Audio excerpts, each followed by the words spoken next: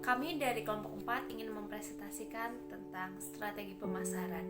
Strategi pemasaran itu sendiri memiliki arti strategi yang digunakan oleh perusahaan produsen barang atau jasa secara berkesinambungan untuk memenangkan persaingan pasar secara berkesinambungan. Strategi pemasaran itu sendiri mencakup 4P, yaitu product, place, price, dan promotion. Omoh Chicken Sausage merupakan produk yang terbuat dari daging ayam pilihan. Produk ini telah melalui pengawasan pengendalian kualitas yang ketat dengan memerhatikan standar internasional. Selain itu, produk ini telah mendapat sertifikat halal dari Majelis Ulama Indonesia serta sertifikasi dari BPOM yang menjamin bahwa produk ini aman untuk dikonsumsi. Saat ini, Omoh Chicken Sausage memiliki 3 varian rasa yang terdiri dari rasa ayam original, rasa ayam keju, dan rasa ayam pedas. Semua produk diolah dengan higienis dan menggunakan bahan dan bumbu pilihan. Produk ini dikemas menggunakan plastik paku nilon yang didesain secara menarik. Satu kemasan terdiri dari 6 sosis dengan berat Saya akan menjelaskan tentang konsep pemasaran dari price atau harga. Harga merupakan jumlah yang harus dibayarkan oleh konsumen untuk memperoleh produk yang diinginkannya. Untuk menetapkan harga, kita harus berhati-hati karena dengan menentukan harga kita harus terkonsep dengan baik.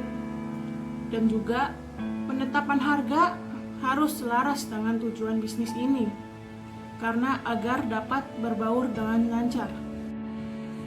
Place, tempat atau distribusi berkaitan dengan pengalihan kepemilikan dari produsen ke pelanggan. Nah, ada beberapa elemen-elemen dalam place atau distribusi ini, seperti saluran distribusi, keputusan pergudangan, penanganan produk, logistik, proses pemesanan, dan cakupan.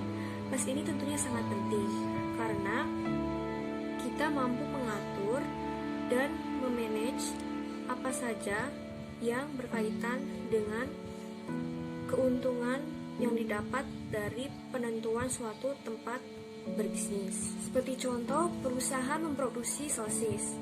Nah, perusahaan tentunya harus memiliki place tempat pendistribusian yang dekat dengan calon konsumen, seperti dekat restoran, rumah makan, ataupun dekat pasar-pasar tradisional, sehingga cakupan dari pendistribusian itu semakin dekat dengan calon konsumen.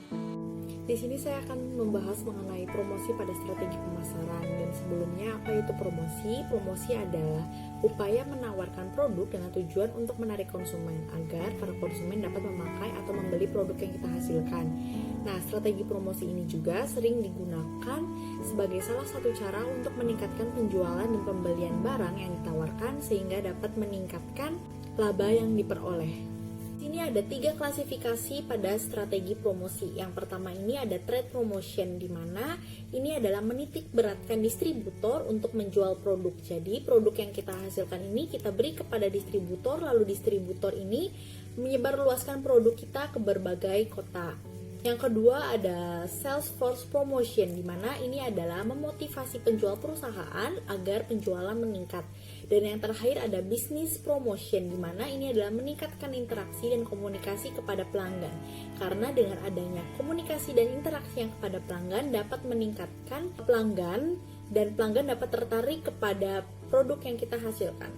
Sini ada berbagai jenis-jenis pada strategi promosi. Yang pertama itu ada periklanan. Dengan adanya kita membuat iklan yang menarik, para calon konsumen ini dapat lebih tertarik kepada produk yang kita hasilkan atau yang kita buat. Yang kedua ini adalah penjualan secara langsung. Nah, penjualan secara langsung ini dapat memberikan dampak yang lebih baik karena para sales dapat mengetahui segala kebutuhan dan keinginan para calon konsumennya.